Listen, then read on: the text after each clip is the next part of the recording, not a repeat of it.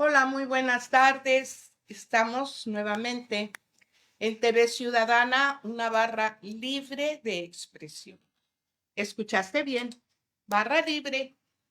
Gracias. Y hoy tenemos un invitado, pues como acostumbra nuestro analista estrella, el doctor Uldárico, un invitado de lujo, también analista político, abogado, egresado de la UJAR, con maestría en Derechos Humanos, ya nos vamos entendiendo, y con maestría y especialidad en análisis político. Político, así es. Esto lo digo con cuidado y con respeto, porque en Tabasco, donde todos nos sentimos políticos, donde todos creemos que somos los dueños de la verdad, ¿y cuántos gobernadores no han hecho bromas sobre los tabasqueños, sobre los políticos tabasqueños?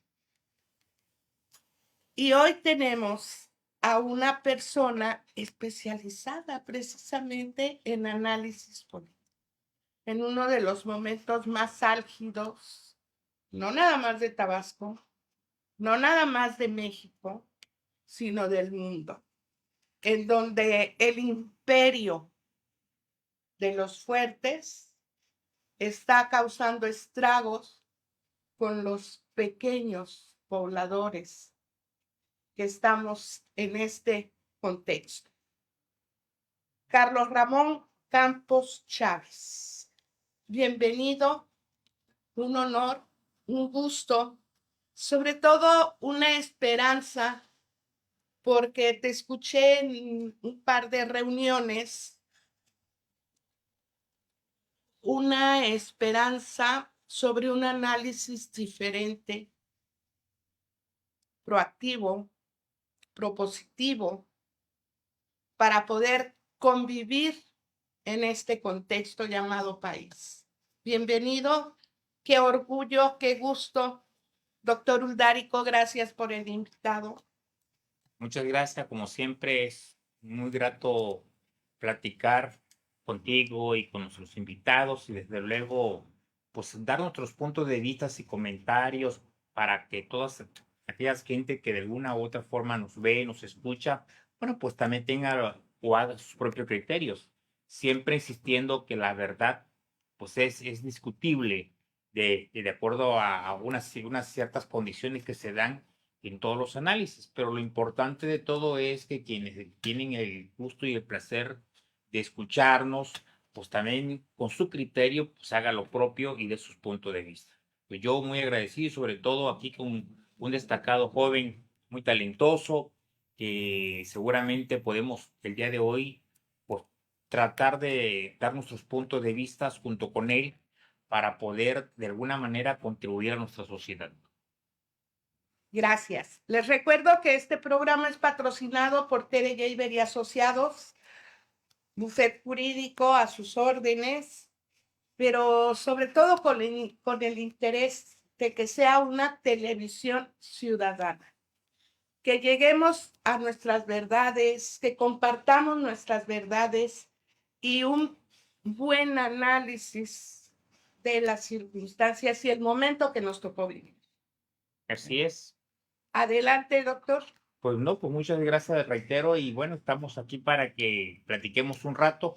Y bueno, pues hoy estamos de hecho en Tabasco, donde uno de los aspirantes a nivel nacional por parte de la coalición Morena, PT y Verde Ecologista, pues Adán Augusto, que fue gobernador de Tabasco, pues se encuentra exactamente el día de hoy, martes, haciendo sus recorridos, sus campañas que llevan a cabo. Nos gustaría escuchar en este caso, como Su cierre siempre, estelar, ¿no? como siempre, el análisis político de nuestro amigo y agradecer de nueva cuenta, pues, que nos haya aceptado estar con nosotros.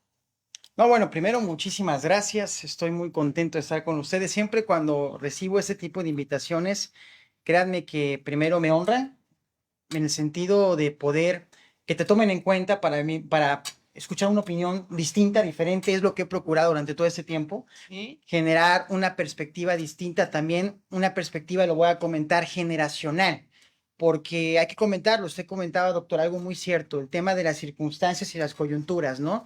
Las épocas te marcan opiniones, te marcan tendencias de cómo debemos observar esa realidad y cómo debemos de interpretarla. Nada más que con el tiempo que va pasando, las generaciones van viviendo otras vivencias. Y en esas vivencias, pues vamos generando otras perspectivas de la vida, como la vida económica, social, familiar también, la vida política, en todo en sociedad, ¿no? Entonces, muy agradecido. Aquí saludo a todo su auditorio. Y bueno, Carlos Campos, pues, bueno, pues aquí, ahora sí que inaugurando, ¿no? Nuestra participación con ustedes y muchísimas gracias por la invitación. Ustedes díganme, ¿qué temas quisieran tocar? Primera invitación, pero veo venir muchos. Ah, muchas gracias, muy bien. Porque no vamos a negar que estamos en una acidez económica y una mala digestión política. Estamos viviendo tiempos difíciles. Creo que los momentos de querer opinar todo para decir lo mismo, no, es que Adán Augusto es mi amigo, un día me dio trabajo, no, es que Brad me saludó de beso, no, es que Claudia es, esto ya tiene que terminarse. No es un concurso de belleza, no es un concurso de simpatía. Hasta la feria en Tabasco tuvo su pausa, cuanto más lo político-social. Tenemos que ser muy objetivos, Carlos, en estos momentos. México lo necesita. México nos necesita como ciudadanos con la capacidad verdadera del análisis. ¿Cómo ves este panorama que a mí me parece que es un solo partido jugando a las canicas? Sí.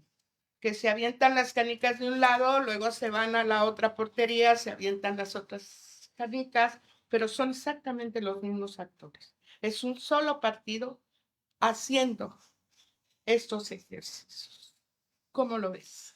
Fíjese, doctora, que gracias por la pregunta y me atrevería yo a hacer algunas acotaciones, primero descriptivas.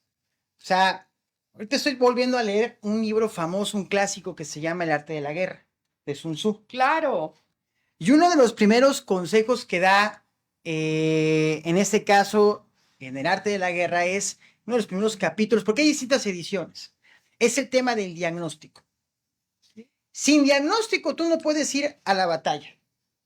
Pero inclusive en todos estos consejos que dan en el arte de la guerra te dice, en este caso, Sun Tzu, general Sun Tzu, te dice claramente que la mejor guerra ganada es la evitada. O sea, entre menos desgaste tengas de recursos, municiones, soldados, ese debería ser tu objetivo. Exactamente. Entonces, partamos del objetivo, el diagnóstico. ¿Qué es lo que estamos observando? Y creo que ahí, y me adelanto a, digamos, a conclusiones, ¿no? Esto es muy, muy aristotélico. Ellos empezaban a escribir sus conclusiones y después desarrollaban sus textos. Así escribían ellos. La geometría de su teoría política, vaya, así era construida su teoría social. Y después, exactamente, empezaban a construir hacia atrás. La República fue construida así por parte de Platón y varias obras clásicas fueron construidas de esa manera. Bueno, a ver, ¿qué es lo que observamos en Morena? Usted habla de un partido. Yo, más que un partido, yo creo que Morena como tal no es un partido per se. Morena, y tampoco lo compararía con el viejo PRI. No. Morena, el ADN de Morena parte de tres grandes simbiosis, mezclas, y un solo resultado, un hombre, el presidente Andrés Manuel López Obrador. Partiendo de la lógica del liderazgo de masas, él está conduciendo la vida política de Morena. O sea, no es Morena per se, porque si retiramos en el algoritmo político la figura de Andrés Manuel, ¿qué es Morena? A ver, de las corcholatas que están, los aspirantes que están, la aspirante que está, ¿ustedes creen que generando un rompimiento generaría un movimiento telúrico en Morena? De ninguna manera. Ninguno de ellos tendría la capacidad política y social para hacer una escisión como en su momento Porfirio Muñoz Ledo y Cuauhtémoc Cárdenas lo hicieron en el PRI. Y lo lograron. Yo recuerdo que antes de la muerte de don Porfirio Muñoz Ledo, en un Twitter que publicó y que yo aparte que retuiteé, le complementé, él le decía a Marcelo y a Ricardo que era momento de la escisión dentro de Morena y buscar la vía democrática. Yo obviamente le escribí, imposible. ¿Por qué? Porque la estructura política, social y económica, ¿quién la tiene? Morena, el gobierno, el Estado como tal. Entonces, Morena en sí, que está acaparando todo, yo creo que es más el Estado, es una elección de Estado. A ver, es una elección de Estado dentro de un partido que forma parte del sistema democrático mexicano, aún democrático, porque sí juegan con las reglas de la democracia, aunque en el juego ya, en el maquineo político, en las intenciones ocultas, sabemos que es una autocracia. Yo no sé Sería cómo... un simulacro. Simulacro y simulación. Vamos a agregar esta... Porque, a ver, imagínense que solo, estaba leyendo un dato interesante, que solamente el 0.015% de o sea, con las encuestas que van a hacer, van a decidir quién va a ser el coordinador del movimiento de Morena. O sea, de la democracia de masas a la democracia de élites. Y de élites no hablo de dinero, hablo de que solo una muestra dentro del país te va a decidir quién va a ser el siguiente coordinador y posiblemente el siguiente presidente o presidenta de este país.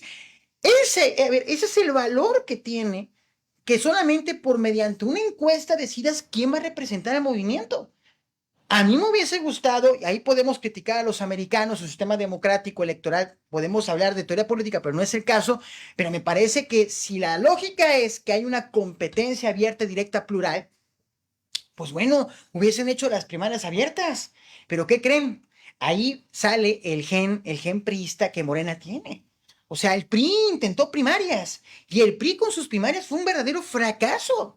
En el 99, tuvimos aquí un candidato, un precandidato a la presidencia, en su momento el gobernador con licencia, Roberto Madrazo Pintado, que se pintó solo. Vaya, me parece que fue una campaña interesante la del Liceo Roberto Madrazo en su momento, y Francisco Labastida. Y te lo dice la evidencia.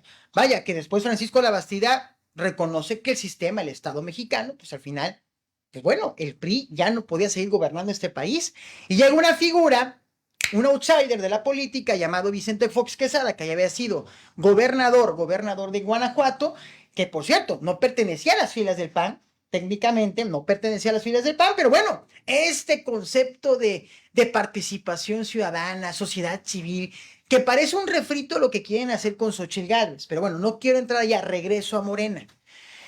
Al final hay que entender a Morena como una extensión del liderazgo político de Andrés Manuel López Obrador. A imagen y semejanza. Es la iglesia primitiva, en este caso, el Mesías Andrés Manuel López Obrador, porque sí, él es un pastor dentro de su movimiento, y no es ironía ni sarcasmo, es una descripción de él cómo opera políticamente. Y naturalmente, Morena, que en la extensión, pues simplemente es una correa de transmisión. ¿Quieres participar? Estas son mis reglas del juego. ¿Las aceptas o no? ¿No las aceptas? Por favor. Allá hay otros partidos. ¿Las aceptas? Adelante. Por eso llama mucho la atención que la semana pasada el canciller Marcelo Ebrard, pues bueno, ya sintió la presión, sintió el estrés, ya se observa un ex canciller, pues ocupado y preocupado de lo que está pasando. Ahora, esas declaraciones del tema de bienestar también las hizo Dan Augusto en Tamaulipas, semanas atrás, haciendo una crítica al delegado de bienestar porque estaban dando despensas, lo comentó en un evento público, o sea, no es chisme, es una realidad, donde querían evitar que llegaran a su evento político. Entonces, a ver, ya tenemos que a la par, ya hay quejas, obviamente cada quien con su matiz. ¿Cuál fue la queja de Marcelo? Que de las 2 encuestadoras que metió, ninguna aceptaron. Habrá que justificar por qué no. Ricardo Monreal sacrifica a su encuestadora y permite que entre la de Marcelo Ebrard. Pero me parece que esa no va a ser una solución. ¿Por qué? Porque al final ya tú estás viendo ya fricciones entre los actores. Y Marcelo no es un actor menor, es un actor relevante, preponderante en la correlación de fuerzas que tenemos dentro de Morena. Y finalmente el único estadista en este panel, ¿no? Yo creo, fíjate, es muy importante, doctora, voy a matizarlo. Porque, el futuro de Morena va a depender de a quién le vas a dar ese liderazgo. Como el papado. A ver, no fue lo mismo Ratzinger que Bergoglio, ¿no? Que Francisco. A ver, son dos maneras muy distintas de entender a la iglesia, ¿no? Ya nos metimos en un tema muy intenso, pero sí, me gustan esos temas también. Son dos maneras de entender a la iglesia, el evangelio y la práctica del evangelio, que es muy distinta. Pues, imagínense un jesuita, bueno, o sea, con una lógica muy distinta, social, venía de los barrios pobres de Argentina, una lógica muy distinta, que era necesario ese discurso, ese planteamiento por parte, sobre todo por la fortaleza de América Latina, que le podía dar un papa como ese, como en este caso como Francisco, a la renovación de la iglesia. Entonces, a ver, ¿por qué coloco esta analogía? Porque quien sea el coordinador de Morena te va a marcar la pauta, el liderazgo político, la dirigencia política, programática, en todos los sentidos, para decidir qué va a pasar con Morena como movimiento de aquí al 24 y del 24 para adelante. ¿Qué es lo que observo? Y eso es muy lamentable, y tenía razón don Porfirio Muñoz Ledo, de un empobrecimiento en el discurso político. No hay ideas frescas, no hay una renovación de los planteamientos políticos del país. Usted comentaba, doctor, algo muy importante, el diagnóstico, las circunstancias. Para que nosotros podamos proponer un discurso político, el diagnóstico es fundamental. Hasta Ricardo Anaya se lo reconoció a López Obrador. Su diagnóstico, estamos con usted. Andrés Manuel ganó con un diagnóstico que venía de 30 desde los 60 hasta la fecha. ¿Por qué el discurso de Colosio, padre, 94, es un discurso poderoso? Porque es un diagnóstico real del México profundo. Sin diagnóstico no hay discurso, pero sin liderazgo tampoco hay discurso político. Entonces, podemos construir un buen discurso, pero si el liderazgo no existe, que es lo que yo veo que escasea, porque veo que es un tipo de liderazgo burocrático. O sea, te designo, pero no eres líder. Con todo el debido respeto, no, usted no es un líder. Lo designaron, lo pusieron porque cae bien, que es lo que falta mucho en la administración Que pública. vendría siendo parte del materialismo histórico, el que hubieran puesto. Solo había que vestirlo de líder. Que eso, así funcionaba el PRI. Caudillo. Así funcionaba el PRI cuando no tenían ni capacidad con los medios de comunicación, ni hablar con el público. Bueno, pero es del PRI, ¿no? Entonces, lo mismo está pasando con Morena, pero hay una dirección política que Andrés Manuel tiene como presidente muy bien arraigada. Entonces, a mí lo que me preocupa de Morena es salud. Lo que me preocupa es que, si bien es cierto, socialmente es un partido fuerte, poderoso, me preocupa que este capital social no esté bien encauzado a las causas populares, no de ahora, sino de lo que se está presentando de la pospandemia. Me explico. Hay un nuevo tipo de pobreza, me atrevería a decir. Sí. Tú podrás tener una clase media que se está educada, tiene una casa, tiene las mínimas condiciones, pero la movilidad social no existe en este país.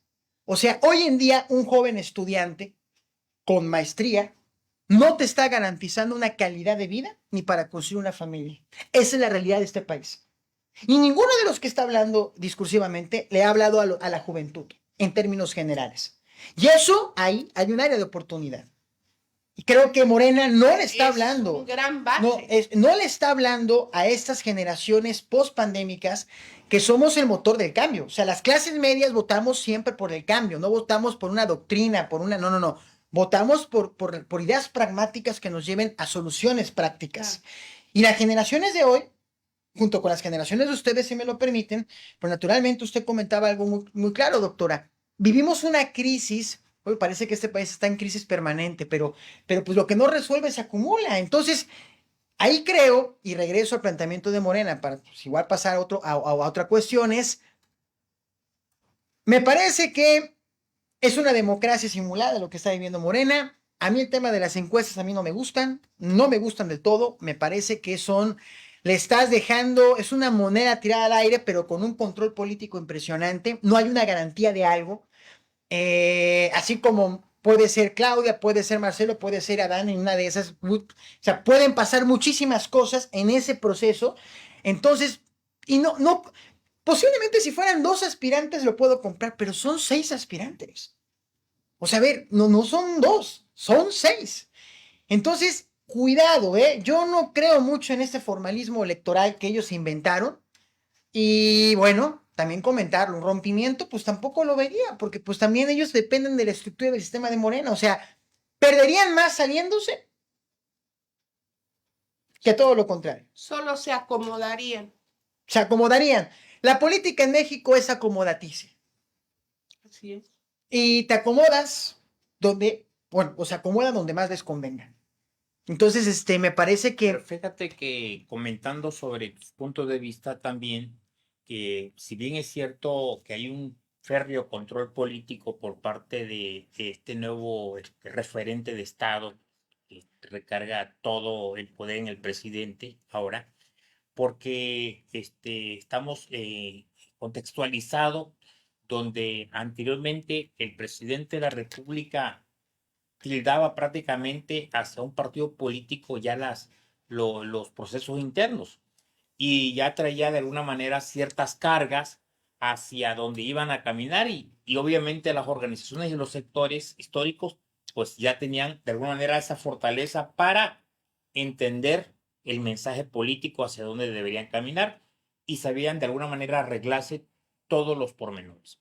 En el caso de la actualidad, pues yo veo, por ejemplo, un presidente que pues él define las reglas, él dice quién va y a quién quiere ir. Porque, por ejemplo, si nos damos unos añitos atrás apenas, pues Ricardo Monreal pues, estaba muy posicionado.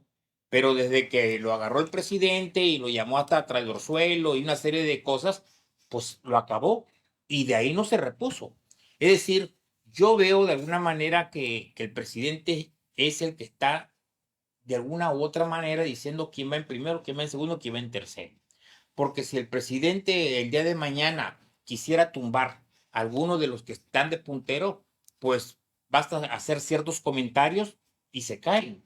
Desayuna en la Entonces, mañanera. así es, entonces en automático él puede de alguna manera deshacer estas encuestas.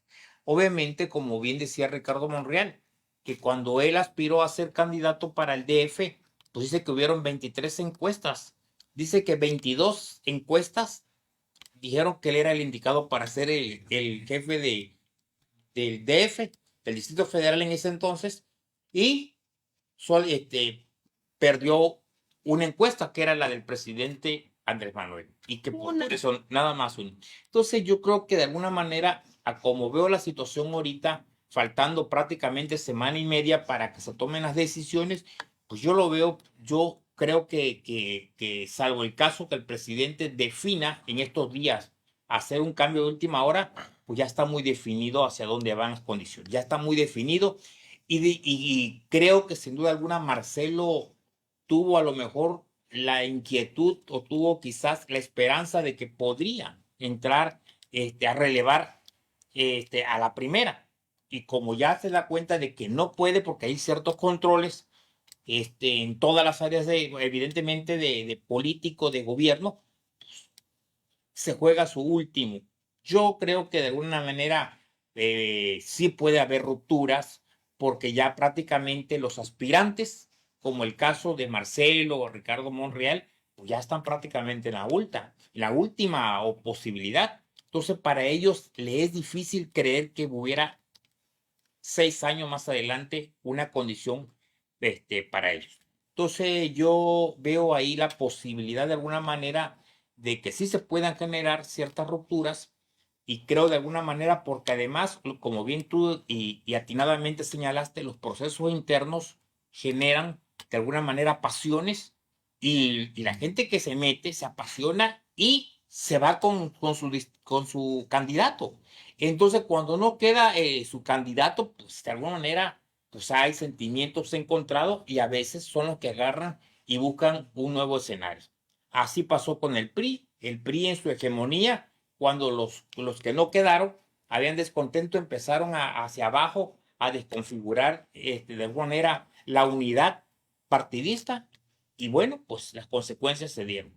Yo, como bien señalaba nuestro invitado de hoy, coincido plenamente, no existe un partido político llamado Morena. Sí. Es un aparato político que utiliza el presidente para sus fines, que ayer se llamó PRD, hoy se pudo llamar Morena, mañana puede llamarse de otra manera, pero él trae completamente el liderazgo en esa estructura.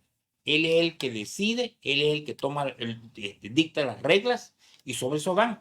Entonces, todos los que están de ellos, por eso están más que metidos a ganarse a la población mexicana con los planteamientos que bien decías tú de hacia los jóvenes, hacia los grandes problemas torales y estructurales que tenemos como país. Ellos están exactamente, si analizamos el discurso que trae Adán Augusto, el que trae Marcelo y el que trae prácticamente Claudia Sheinbaum, están dedicados a rendirle pleitesía al clan, en este caso, al A presidente. consumar la segunda elección de Estado. Porque la elección interna así es que lo decida él. Y por lo tanto todos están abocados no a plantear un esquema de país, sino plantear de qué manera van a continuar con todo lo que dice el actual presidente. Y por eso están muy metidos en esa dinámica. Muy contrario a otras circunstancias que pasaría con el frente, con los opositores, que están en otras condiciones. ¿Sí? Claro. Entonces, yo así creo que así lo veo, abogado. Sí, complementando. A ver, ¿cómo?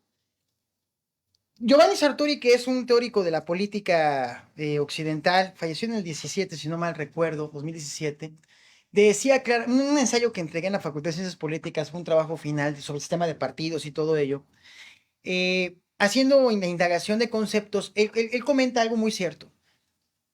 Los partidos políticos son mini sistemas políticos y son un reflejo del sistema político general.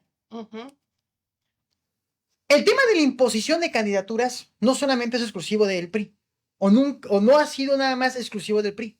El PAN también lo ha hecho. El Frente también lo va a hacer. El Morena, pues ni se diga. O sea, a ver, son grupos de poder que están tomando decisiones, pero si no gano, quiero mi pluri. A eso juegan. A perder, pero ganar su posición. Y sacrifican al partido. Es lo que está pasando con los liderazgos de los partidos políticos hoy en día.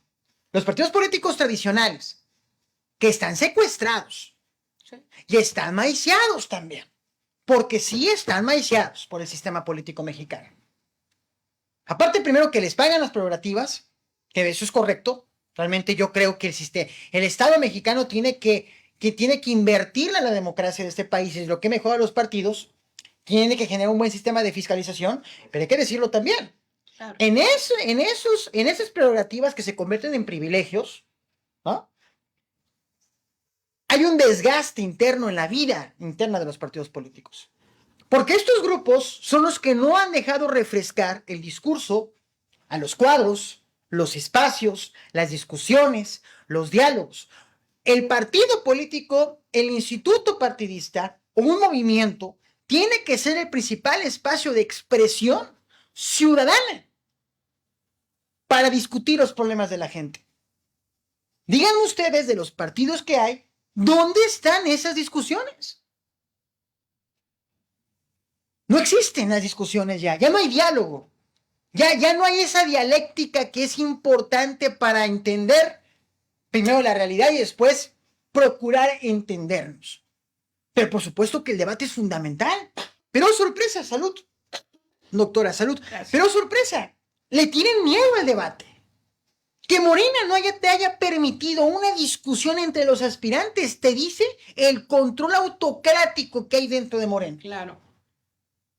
Porque hay que decirlo, no todos sirven para el debate, ni para el discurso. No funcionan, ¿eh? No traen discurso.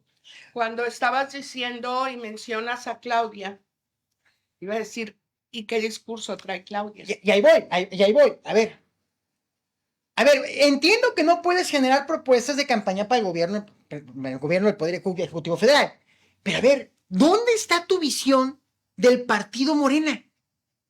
Yo no veo ninguna visión de un partido Morena. O sea, y ahí sí se añora, se extraña, en este caso a don Porfirio Muñoz Ledo, en el planteamiento histórico de, a ver, el parado del partido. O sea, ¿dónde están esas grandes ideas nacionales de partido para decir el partido que va a representar a la sociedad en las elecciones del 24? No hay mensajes. No puede ser todo pro López Obrador, lo puedo entender, pero Morena requiere también su independencia, su autonomía como partido. ¿En qué sentido lo digo? Bien, Morena llega por una coyuntura histórica al poder, ¿sí? Por una lucha de 30 años, por un liderazgo político social innegable de Andrés Manuel López Obrador, pero Morena tiene que crecer, tiene que evolucionar. No te puedes quedar en ese discurso del pasado, que va a ser un pasado reciente, pero mi pregunta es con los que quieren encabezar la coordinación. ¿Hacia dónde quieres llevar a Morena de aquí al 24 y de aquí al 30? ¿A dónde quieren llevar a México? Es que quiero matizarlo, porque ahorita el discurso es dentro de Morena. Y no se escucha un discurso de partido. No lo escucho. O sea, hay un eco, un gran vacío interno. La caja de resonancia no se entiende lo que están planteando. Para ahí, el partido que vamos a, el conductor para llegar al poder, Duverger, decía muy claramente, Mauricio Duverger y otros autores del sistema de partidos, a ver, ya tengo mi vehículo, mi avión, mi tren, si quieren ya, para tomar el Tren Maya, ya tengo mi vehículo. Ahora, ¿hacia dónde tenemos que llevar al país? Pero desde Morena. Y así como los demás partidos políticos. ¿Por qué, por ejemplo, y me voy al frente, ¿por qué Beatriz está dando el campanazo dentro del frente? Porque es una, aparte que fue dirigente del PRI, y me queda claro que la maquinaria del PRI está operando y le está echando, y tiene una gran legitimidad partidista dentro de su partido, la dirigente, la exdirigente Beatriz Paredes Rangel, pero hay un discurso, hay una visión del partido y del frente que quieren construir desde el PRI. Si tú no ganas el debate de las ideas en la contienda, yo no sé qué haces metido como candidato o aspirante al cargo correspondiente. Aquí hay que ganar el debate de las ideas. Y la propuesta no la estoy viendo. Las ideas no las estoy viendo. Es simplemente un refrito, es un compartir en redes sociales, pero se acabó esta parte fundamental de me lo voy a decir en esos términos, de la poesía política, vaya, la retórica política. O sea, ya no he escuchado de los que están aspirando un discurso que diga mis respetos. Yo en lo personal me parece que eso es peligroso porque entonces, ¿hacia dónde estamos yendo? O sea, tú destruyes el lenguaje, destruyes tu realidad social. Fíjate que había comentado en programas anteriores, coincidiendo en tus conceptos sobre la situación de Morena, de que lo mismo sucedió para el caso, por ejemplo, del PRD. Sin darse cuenta, se alimentó de ciertos caudillos que cuando esos caudillos tomaron su camino, pues se acabó Morena, porque no tuvieron de alguna manera ellos el tiempo de dedicarle a construir cuadros, con todos los defectos que le vean al PRI, porque el PRI no ha desaparecido en este caso, del territorio nacional, porque construyó cuadros, porque de alguna manera construyó una identidad política con ahí. Y a pesar de que de alguna manera se dieron una gran lucha histórica entre liderazgos de abajo con ciertas cúpulas, pero el PRI de alguna manera estuvo presente y está presente, prueba de ello, reitero, es que pues hoy por hoy, tú decías algo acertado.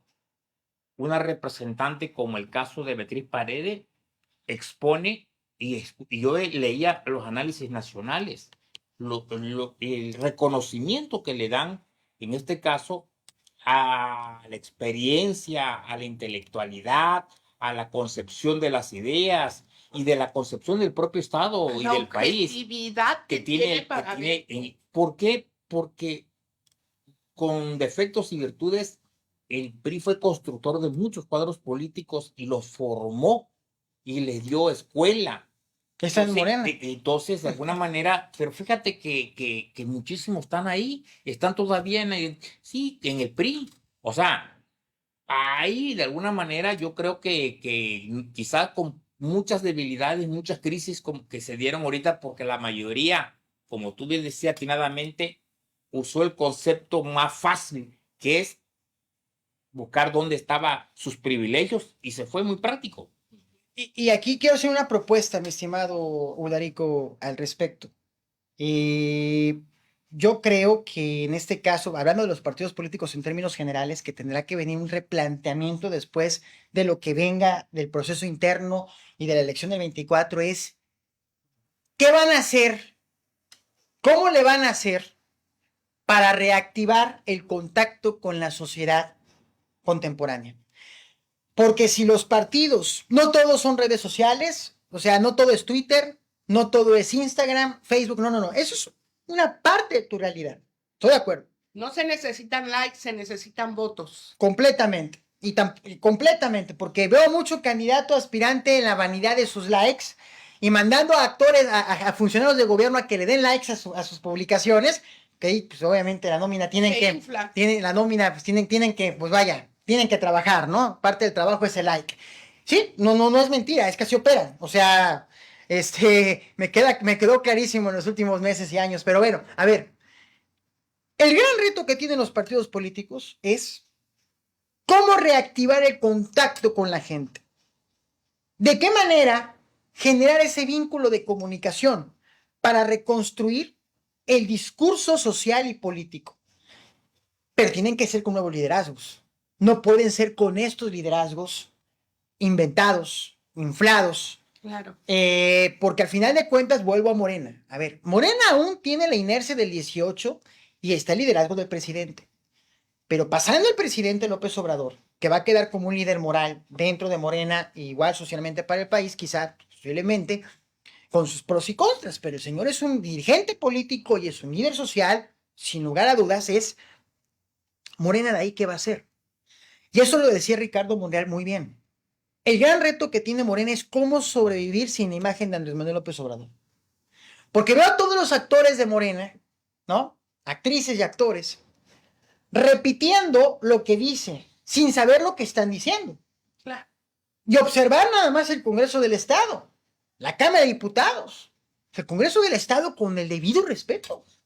Pero, señores, señoras, es una burla la representación política que tenemos en el Congreso. Escuchar las intervenciones.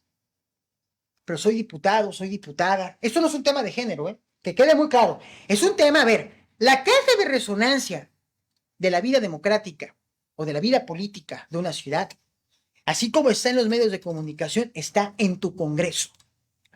Y si ahí no se refleja la inteligencia política, la sensibilidad social que requiere Tabasco para darle otro rumbo a la política tabasqueña, porque parece que estamos enfrascados en el chisme, completamente en el chisme local, que Perenganito me dijo A, aquel me dijo B,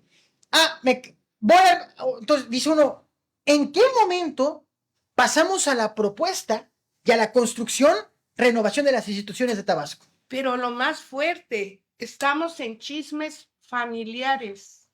Imagínense. Los hermanos se están peleando. Y no les importa que el hermano mayor sea el presidente. Y el menor está rasguñando. Entre hermanos, cuando esto no tendría por qué estar pasando, no en México. Y Tabasco está enfrascado en temas que no son de índole colectivo, son de índole personal. Entonces, la lógica de la construcción de instituciones y de políticas públicas y de un mejor desarrollo para el Estado está hecho a un lado. Díganme ustedes, y aquí a la gente que nos está escuchando, que esto quiero resaltar, díganme ustedes del Congreso de Tabasco, ¿qué propuesta hay por parte de las diputadas y diputados, igualdad de género, que haya marcado un antes y un después en la vida legislativa de Tabasco? Y no solo propuesta, sino que se haya aprobado esa propuesta. Porque todos aplauden. Estoy de acuerdo que sus 50,000 pesos derivan del aplauso y de levantar la mano. Pero también comentarles que son representantes de la sociedad, de la ciudadanía. Y si no modifican este comportamiento político, vaya, entonces mi pregunta es, entonces, ¿para qué tenemos las diputadas y los diputados? ¿Para qué tenemos instituciones? ¿Para qué tenemos elecciones? Para que una sola persona decida por todos nosotros. Ahí viene el área de oportunidad. Me parece el punto de inflexión de la renovación de la vida política del Estado de Tabasco. Porque, a ver, comentarlo y decirlo también. Estos eran los 6 años de Tabasco. Yo no sé, yo no sé, yo no sé, Ya perdimos 5. yo no sé dónde quedó el desarrollo de Tabasco y si es una crítica seria a lo que ha venido sucediendo en los últimos 5 años. Somos una nueva sociedad, una nueva generación, venimos generaciones empujando familias también. No podemos seguir gobernando Tabasco con la visión de los años 90 y con la nostalgia de los años 80, con un muy buen gobernador, por cierto, don Enrique González Pedrero. Pero ya Enrique González Pedrero fue Enrique González Pedrero. Tenemos que modificar este discurso, las propuestas para pasar a acciones distintas y dejar también, pues obviamente, la lógica permanente de vivir en campaña electoral. El gobierno se encarga nada más de vivir de elecciones y se olvida del ejercicio gubernamental. Y eso le ha hecho mucho daño a Tabasco. Mucho daño a Tabasco y creo que ahí tenemos que apretar la tuerca o cambiar definitivamente la tuerca. Y ahí es en donde tendrá que aparecer la sociedad civil para rescatar a Tabasco, a México y todo lo que nos está conllevando a este desacomodo. Y fíjate que yo creo que de alguna manera frente a esta crisis que se comenta de identidad, porque finalmente estamos viviendo esa crisis de identidad, yo creo que para el próximo sexenio, más que nada, independientemente de los partidos que resulten ganadores o perdedores, todos tienen que replantearse su vivencia, porque de alguna manera yo creo que tanto los partidos políticos, pues tienen que entender en qué contexto nos encontramos. Hoy yo como sociólogo observo también la crisis en términos muy general, lo veo en las familias, que las familias tienen que replantearse, está en un proceso también difícil, pasa lo mismo con las religiones, está pasando con prácticamente todas las instituciones del país. Hace falta hacer un agregado que le dé fortaleza, identidad, el propio ser humano, los propios individuos, porque finalmente los atrasos que vivimos también tienen que ver con una falta también de que hemos experimentado un buen rato ya la falta de una cultura política, pero también de falta de conocimiento de gente más preparada. Porque aparentemente tenemos más maestrías y doctorados, pero realmente pareciera que eso no ha servido, ¿eh? Yo creo que de alguna manera tenemos que replantearnos para los próximos tiempos el Estado, la sociedad que queremos. Tenemos que ver quiénes las deben de encabezar, cómo las deben de encabezar. Tenemos que hacer un ejercicio autocrítico de ir y viendo individualidades que puedan empujar hacia adelante y quienes reúnen las condiciones. Porque a mí lo que me preocupa más que nada, por ejemplo, observar muchísimas gentes que de una u otra manera sostienen una crítica por ejemplo, a la actividad política hoy por hoy, pero de alguna manera terminan al final de cuentas aplaudiendo a más de lo mismo. Y eso es muy delicado desde mi punto de vista. Yo creo que no está fácil los tiempos que vienen, los temas de inseguridad, los temas que estamos ahorita en el debate de la educación, los temas del crecimiento económico, el problema del empleo, problema de todo. Y entonces hay muchísimos temas que sin duda alguna van a replantear de alguna manera la necesidad de que requerimos de gentes diferentes para la gobernanza. Los que están ahorita son los mismos que tuvieron anteriormente y por lo tanto estamos teniendo los mismos fracasos, porque estamos eligiendo a los mismos solamente porque un día de otros aparecen con una nueva vestimenta y por lo tanto estamos viendo los mismos resultados. Tenemos que, yo creo que hacer un esfuerzo colectivo y tenemos que hacer de alguna manera también creer en la inteligencia que podamos abonarle a una nueva sociedad electiva. Porque si la sociedad que elige termina eligiendo a los mismos de siempre, sin importar que hoy son de un lado y pasan a ser del otro, solamente con el cambio de una camiseta, pues tendremos los mismos resultados.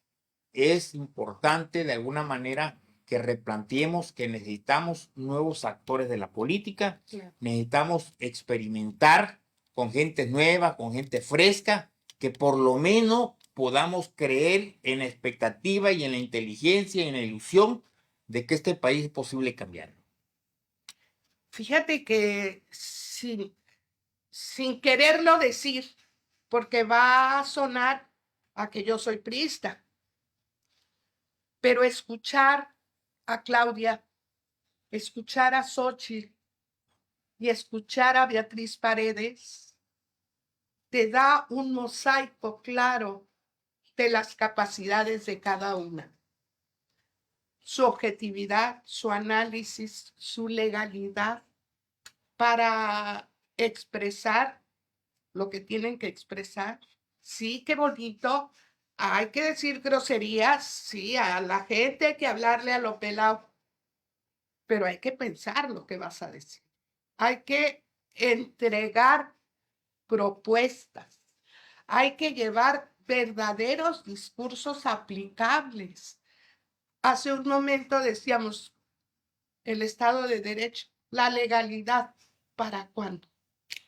A ver, en temas de Estado de Derecho estamos reprobados. Lo digo, hay un estudio, Index No sé. Rule of Law, que viene siendo Estado de Derecho, es un índice que mide 12 criterios en instituciones democráticas, poder judicial, en fin, muchos elementos. Sí. A ver, la ley no se creó simplemente para tenerla ahí. Se creó, y me voy a los clásicos, porque en el gen egoísta del ser humano, ¿sí? Si tú al ser humano le entregas su libertad de decisión, pues va a buscar su máximo interés, no el de la comunidad. La ley está hecha en términos prácticos.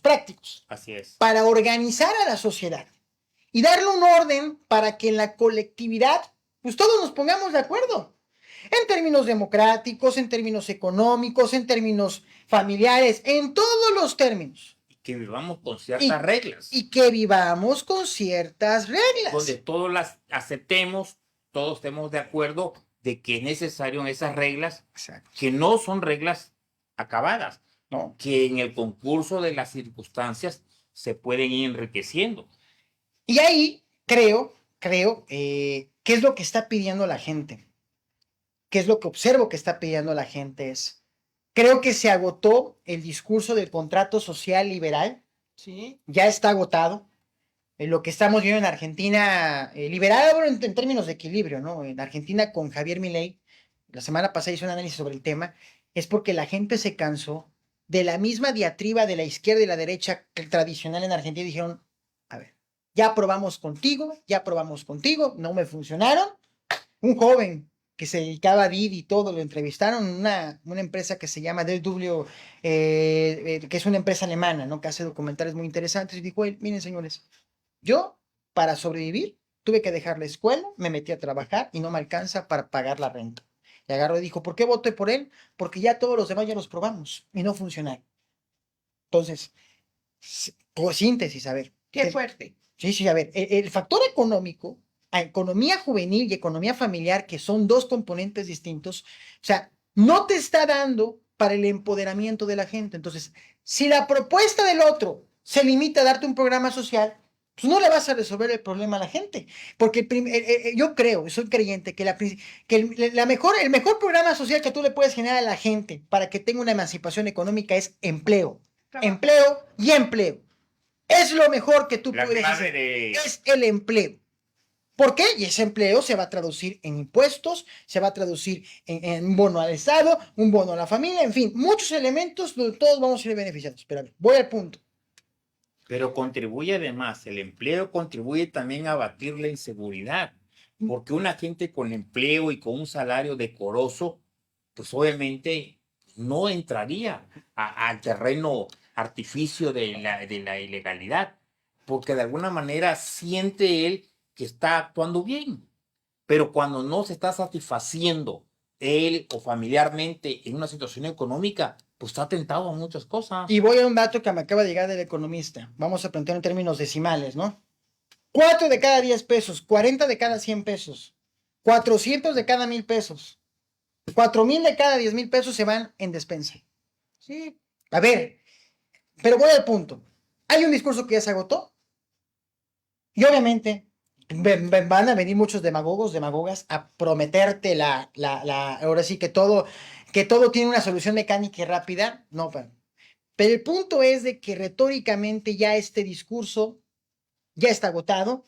Por eso comentaba, hay que renovarlo. No puedes quedarte ahí porque las generaciones de hoy que están pidiendo una mejor, no, ya no se están pidiendo casa, salud y educación, no, ya ellos quieren otras cosas que el sistema productivo económico de hoy, el político, ya no te está entregando.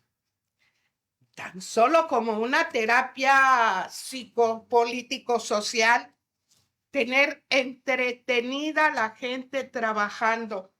Si como quiera le vas a dar un dinero, ponla a trabajar, ¿sí? Ponla a trabajar, pero un trabajo de verdad, no jugar. Volvemos a los simulacros, ¿no? Sí. Está simulando que está sembrando y no está sembrando nada. Está simulando que son jóvenes por la vida y no están dando vida. Ponerlos a trabajar verdaderamente. Eso sería una forma de quitarse tantos críticos, tantos inconformes, tantos vagos, tantos Delincuencia, criminalidad. delincuencias práganas, etcétera, etcétera, etcétera. Sí, yo Hay creo... que trabajar, señores candidatos, hay que ofrecer trabajo. Fíjate que bueno, más que ofrecer, porque como bien decía nuestro invitado, viene la etapa de tanto ofrecimiento hasta decir que te prometo que si el otro no te bajó a 10 pesos el litro de gasolina, yo sí te lo voy a bajar. No, entonces Pero no. yo creo que vienen muchas promesas, sí, por supuesto, demasiadas promesas engañosas, viene la etapa de la demagogia, viene la etapa de alguna manera de tantas gentes que van a prometer tener la llave para resolver todos sus problemas. Por eso es importante la preparación de la gente, la investigación. Es fundamental que la gente ya de alguna manera esté observando quiénes son, que vea aquí de dónde vienen, dónde han estado, qué han dado. Porque si resulta que hoy se muestran diferentes, pero ya han estado en tantos cargos y no han dado resultado, pues yo creo que es tiempo para finalmente no dejarlo ya, mandarlo a, como dice, al basura. Yo creo que tenemos, de alguna manera, no hemos empezado todavía a analizar y ya se nos fue el tiempo. Un minuto para tus conclusiones. Muchísimas gracias, doctora, amigo Larico. Bueno, mis conclusiones son las siguientes. Bueno, creo que tenemos que entender la realidad que estamos viviendo. Seguramente cada persona está viviendo una realidad muy personal, muy particular, familiar, personal, económica. Pero es importante que hagamos un balance colectivo y hagamos un comparativo del antes y después por la gente que elegimos. Ese comparativo nos va a permitir llegar a una conclusión. ¿Vale la pena?